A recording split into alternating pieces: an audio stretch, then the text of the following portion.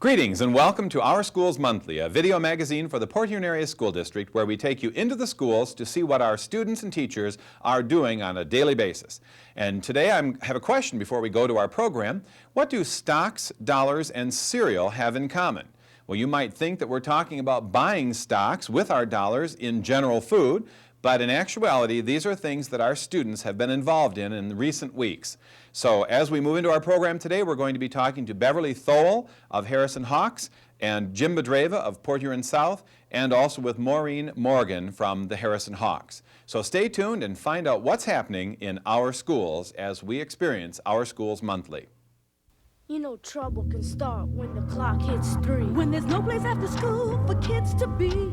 Nothing to do but hanging on city streets. When mom and dad are working to make ends meet. Now it's time to beat the street. With after-school programs, city kids aren't left alone and vulnerable. They keep on learning between 3 and 6, but these programs need your support. Join with the Urban League to keep them going. Call now, because it's time to beat the street. School is always a place for students to learn about things that are happening in the world around them, and Beverly Thole of the Harrison Hawks, Harrison Elementary School, has worked through a program to allow the students to understand the world of banking. Now, without telling you any more than that, I'd like to let Beverly tell you about what's happening with the Harrison Hawks Money Express. I recently had a chance to talk to her, so let's listen in on that interview. Today we have an opportunity to learn a little bit more about banking as it pertains to the Port Huron Area school system. And to do that, we're going to be talking with Beverly Thole, a Title I teacher working with upper elementary at Harrison Elementary. She's with us in the studio today, so let's find out what's happening at Harrison Elementary. Hi, Beverly. Thanks for joining us. Hi, Ken. I understand that you have a real undertaking taking place at Harrison Elementary concerned with some money and the children's opportunity to experience the real world of banking, and that's sponsored by one of our local banking institutions. Would you like to tell me a little bit about it? Okay, it's sponsored with National Bank of Detroit. We are affiliated with the Water Street branch, and we have a in-school bank where NBD comes in and gives us a hand, and our students are able to make deposits. And the students are actually the employees of this bank in this school? Yes, we have 15 fifth grade students who have been trained, who have undergone quite a series to get there. First of all, they filled out the application form. Then they had a money skills test they had to take. Then they went through 2 interviews. The first one with me. Second one was with Mrs. Nancy Shank and Mrs. Sue Coughlin over at NBD Bank. They came out and interviewed the students. In fact, one of the students said, "This is like a real interview. This is for real." That's a good experience for them, even at that young age. Oh, it was excellent. The kids really loved it, and we loved doing it with them. Now, I understand they also actually have a bank look. How did that come about? NBD supplied the facade, and it's 3 teller stations, and it's, it's hard to say here, but it's like plywood, and in the front it says NBD-Harrison Hawks Money Express. And that's the title of the bank? That's our Harrison title. Hawks Money Express. Yes, it is. Now, what functions can the students do at this bank? Only make deposits. Okay.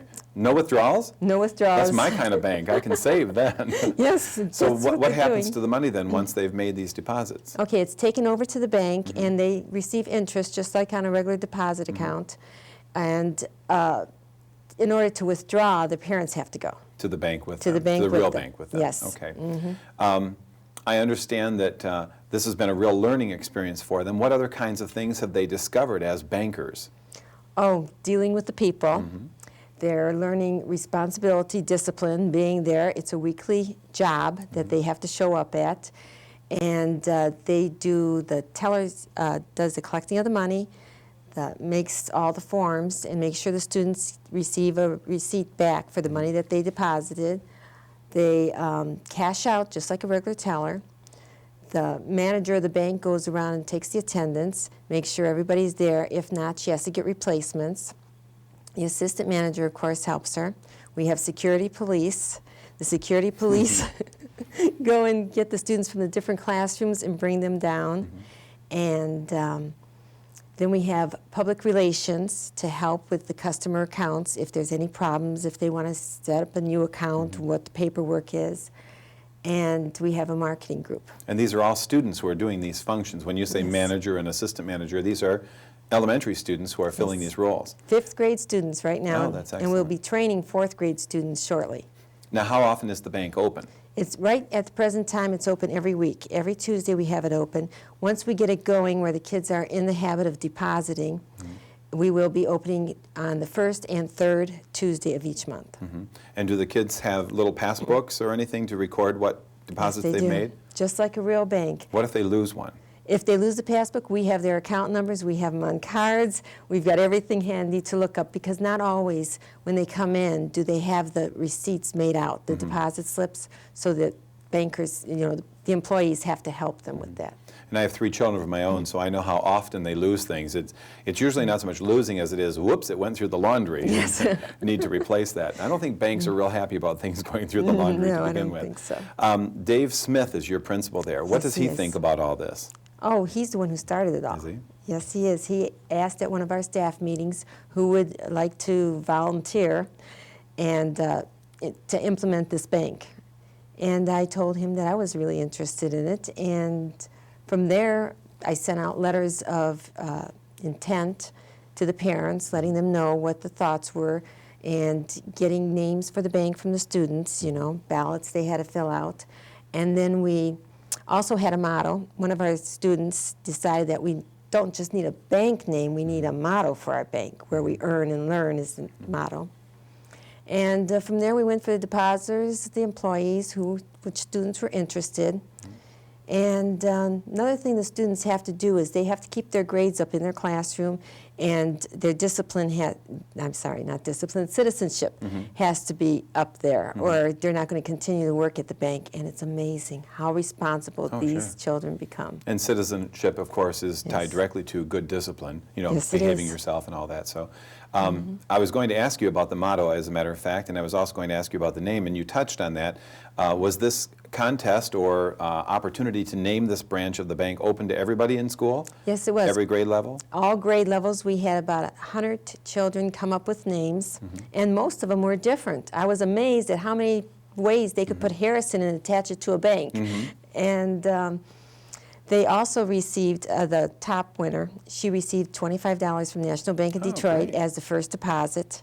And the motto, we decided since she did this on her own, we have to give her a prize too, so we gave her $5. Oh, that's really nice. That's great. So the other question that I have then is, when does the ATM come in? Okay, that they're going to find out about when we go on our field trip. NBD has arranged a field trip for the Oh. students, and they're looking forward to that, and they're even going to have pizza there. Oh, well, now I've never had pizza at the bank, so I think we're getting out of the age of realism here. And they'll be able to play with the ATM machines and see how they work and see how everything ties up, and even spend some time as a teller with a teller Oh, at that's the bank. an excellent experience for kids, especially at this young age. It certainly drives home the point of good math skills, doesn't it? Yes, it does. Now, do you also have any kind of checking accounts or any plans to introduce any of the other functions of a bank, or just savings deposits? Just savings at this time, and we haven't talked about any expanding in any way. Will the kids be exposed to those ideas, though? Oh, yes. NBD also has a checking account system, like a unit for the teachers to teach with. And they will also be at our career day, and they will be talking about the career as a bank teller manager, all the phases of a bank. Well, Beverly, while we've been talking, the audience at home has had a chance to see some of the footage that was brought in from Harrison of the grand opening of the NBD Bank at Harrison Elementary. So I guess if I were to ask you to sum this all up in a nutshell, what would your response be to this whole experience? Well, the Partnership in Learning is a wonderful experience for the students and the staff and for the community. It's working 100%. The students are excited and they're responsible, disciplined, they're eager, and it's a real life experience. So you'd give it an A+. A+. And your enthusiastic response, I'm sure, touches the kids as well, and they just really get involved with it. I really hope so. Okay, good, thank you. Well, I want to thank Beverly for being with us today. And there you have it, folks at home. You know what's happening now at Harrison Elementary, and the Harrison Hawks Money Express is moving. So thanks for joining us. It was our pleasure to have you. Thank you. Recently, Port Huron became a focus of the national scene as CNBC came to this area to attend Port Huron South for the day to interview Jim Bedreva and the Eagles, Port Huron South Stock Investment Club, and their outstanding accomplishment. That's the teaser. Now let's go to the interview with Mr. Bedreva and some footage of Port Huron South to see what actually happened there and learn about their wonderful experience in the stock market. So you actually took $10,000 and turned it into $1,009,000 in just a little over 4 months, is that right? That's correct. Okay, Yes. so we're going to have some serious talk. And now that I've got your attention, with me today is Mr. Jim Bedreva, who is a teacher at Port Huron South and the advisor for the Eagles Investment Club. And you may have heard something about this particular group in the last couple of weeks.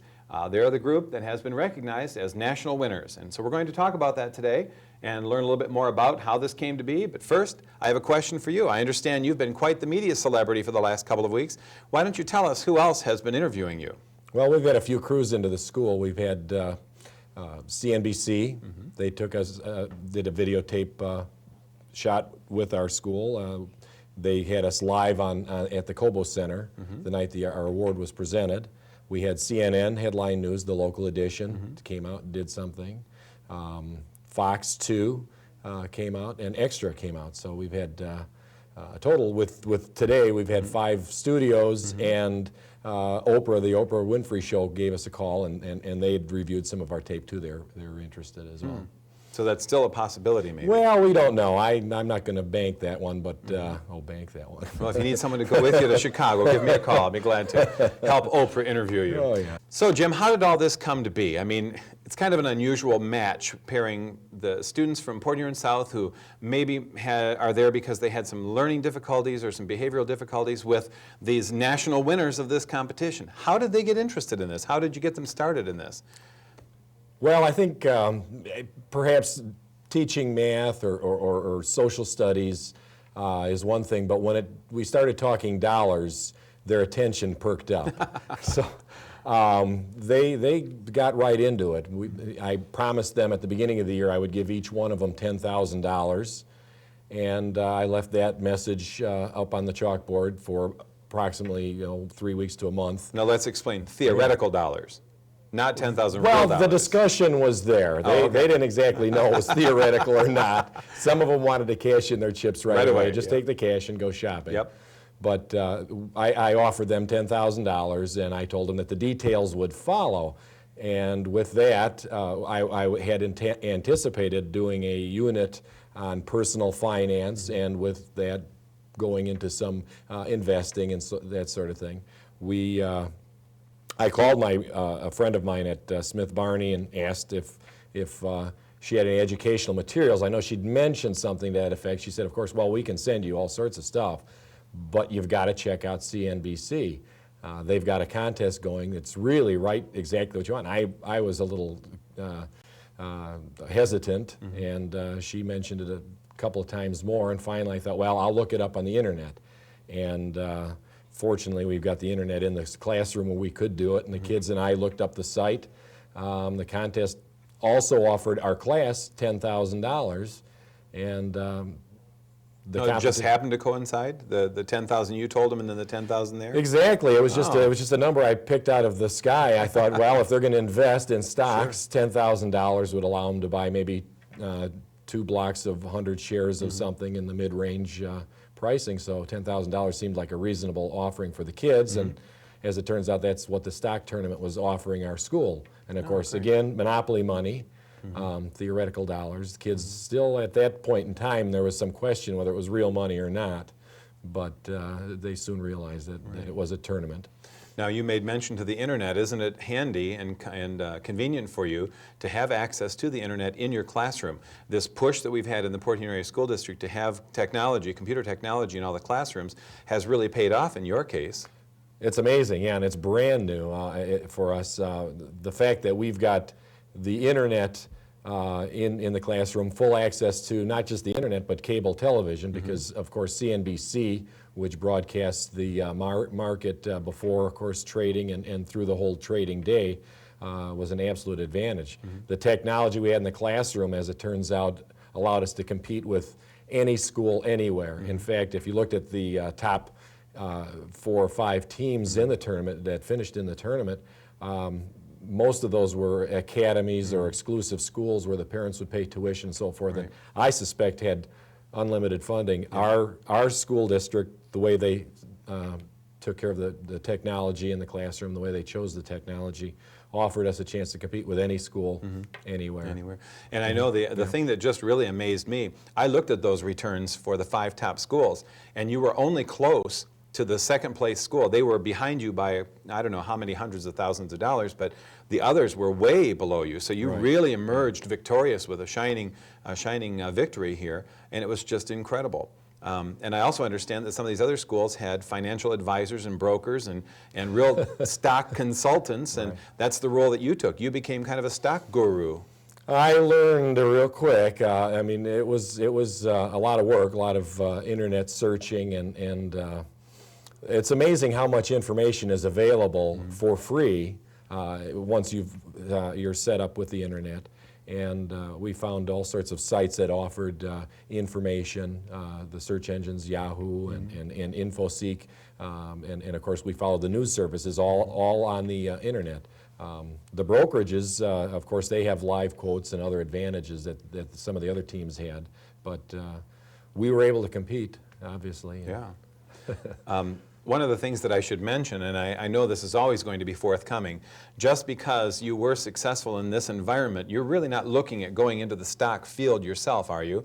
Because I understand you've had some kind of unusual phone calls from people who think you really are that stock guru that I mentioned, and they're looking for advice. Is there any comment that you'd like to give to our TV audience about whether or not you are available for advice? Well, I've had some interesting phone calls. I had a phone call. To me, it was pretty much in the middle of the night. I was already tucked in, and my children, who have different hours than I do, with later start in school, they're up. Phone rings, and of course they screen my calls. Dad, the phone, and I get out of bed, answer it, and it was somebody in California, probably just finished dinner or so, and he was really upset on the phone. He read about us on the internet and followed how we did through the tournament. And he started out, as it turns out, there's that figure again, $10,000. He said he put, for real, $10,000 in the market this fall. It went up 30%, which was tremendous in the real world. And but he lost it. He wanted help. He lost. He's down dipping into his $10,000, and that puts you into a precarious situation. Yeah, I mean, I think if you want financial advice, I would suggest go to a stockbroker. If you want advice in education, maybe go to a teacher. Yep. But Speaking of which, let's get back to the kids now for just a second, because I know when I came over to Port Huron South to observe, they really were actively involved in all the things that they were doing. And I understand the phrase day traders flew around quite a bit. Oh, yeah. So what exactly did the kids do in regard to this competition? What was their role? The kids, I as any teacher, a good teacher would do, and most everybody does, prepare your lessons for the day. And my lessons preparing for the day would be, I would be reading about the stock market at night. I'd follow the CNBC market wrap-up when I got home. I would research in the morning. I'd get up probably about 4:30. And search the internet, find out what type of business news, what stocks were hot for the day. I would come in with my notes, and I would present to the kids 12, maybe 20 different stocks that were mentioned as having some potential. And then we would, of course, in class, talk it over, and the kids would decide which stocks they wanted to choose and where we would allocate how much money into each one of those. So the lessons were prepared, of course, in research as a teacher would in the classroom. Well, that was me, and the kids, they selected, sorted out, and they made the decisions from there. But they were pretty much on their own to pick which stock they wanted, and however it worked, it was what they chose to do. For example, I know some of them picked one stock that didn't do as well. Some of them picked another stock that did really, really well. And I heard the catchphrase, buy low, sell high, or buy low, sell dearly is what I heard. Sell dearly, that's right. That's a quote from a financial historian, I guess. But I also know that I saw the kids watching on the TV monitor watching the ticker tape, so to speak, go across the bottom of the screen, identifying where the stocks were, and they would sit there and follow that information until they found their stock and cite where it was. Did they keep track of the information then and whether the stocks were up or down? And I understand there was also a favorite television gal who shared stock quotes every morning, and she has her own fan club in your classroom. The fan club for Maria Bartiromo is at Port Huron South. It started there. Maria would give us the hot stocks. She's a personality, of course, on CNBC, and she would give us last-minute information that might update what we had looked at. But from that information, the kids, we'd set targets. What type of growth we'd expect a given stock. Being a day trader, it's what happens during that day is what we're looking at. So we'd look at a stock and perhaps it was selling for $20, for example, and we knew there was a rumor coming around that somebody was going to buy them for $24, $25, and another company, they would call it a merger, and that would give us a higher target of growth. We would expect if that rumor were true, that the stock would jump up to close to maybe the price that was being paid for it. So we would have the targets, and so my morning classes would, earlier in the day classes would select the stocks. We'd set up the targets. Afternoon classes would watch the ticker tape, and they would be my signal. They would be my monitors telling me where the stocks were. Oh, Mr. Pedrava, Motorola, they're up too, you know, and or they're up a 16th or down a 16th or whatever. And from that, we would decide and follow the stock and decide when we would sell. Well, the bottom line is it's an incredible job. You all came together, everything seemed to click, and the kids made wise investments, and I have to say I was really impressed when, with all this notoriety coming their way, they did a remarkable job being on camera, interviewing, keeping their cool. You know, they just kind of took it all in stride, and to realize that this national competition came to a close and they were the winners nationwide. We should mention there were 2,300 other schools involved in this, and they are the #1 school out of 2,300 across the United States, which is a major accomplishment.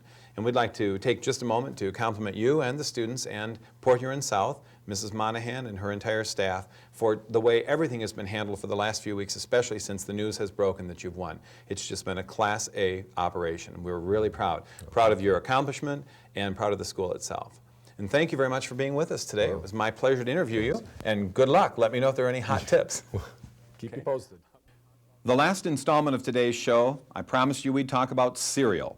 And so we're going to take you once again to Harrison Elementary, where Maureen Morgan and her sister came up with an idea to use not only the box tops, but the cereal itself to get the kids involved in the Cereal Olympics. The box tops bring them prizes and cash awards from cereal companies, but the cereal itself was worth experimenting with and eating, so we take you to Harrison Elementary to see what was happening there. Today is our Big G Olympics. We're going to try to make this a first annual event. It was a brainstorm of my sister and I. I took the idea to the extreme of having it competitive level at the 3rd, 4th, and 5th grade. It's in cooperation with the Box Tops for Education and the General Mills. And the children are collecting box tops in each one of their classrooms to earn money for their classroom to spend as they wish. Today's projects included the kindergarten level. They did Cheerio necklaces. The 1st graders did sorting of tricks, adding tricks. The 2nd grade did a Lucky Charms sorting and counting, adding of Lucky Charm pieces. Our 3rd graders are going to compete with stacking Cheerios to see who can stack the highest. We have top 3 winners out of the 3rd, 4th, and 5th grade level. The 4th graders are doing a game called Toss Your Cookies, which is shot putting a piece of cereal, Cookie Crisp cereal. And the 5th graders did symmetrical designs. And we have celebrity local judges with us today. We have Garth Krewall from the Times-Herald, Mike Mullins from Headline News, Christy Hazard from downtown Port Huron. We have a couple of the Border Cats, Eric Olson and Jeff Hare, and Sarah with the Border Cats. I'm hoping to make this an annual event, and I want to thank everybody all for coming out today and helping support our community and support our school.